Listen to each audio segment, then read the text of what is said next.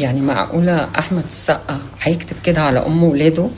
يعني معقولة أحمد يعني أنا عن نفسي ما قالش غير كل خير عن مها، وده مش ممكن يكون أحمد السقا. أنا أشك جدا ده حد، إحنا كل واحد فينا عنده أعداء، ممكن يكون حد عايز يورط أحمد هو اللي عمل كده.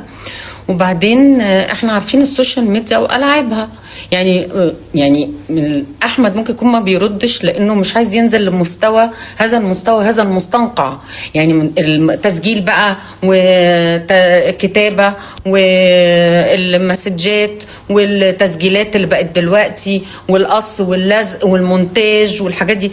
اول ما تلاقي حاجه زي كده ما تردش، خلاص انت كده نزل، يعني بقى في مستنقع، هتنزل مع اللي قدامك في المجاري فتبعد.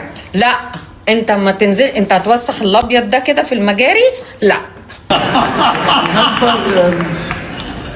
سولو بس مش عايز. هم اللي قاعدين يقولوا لي از هي سنجل؟ I'm single. صبايا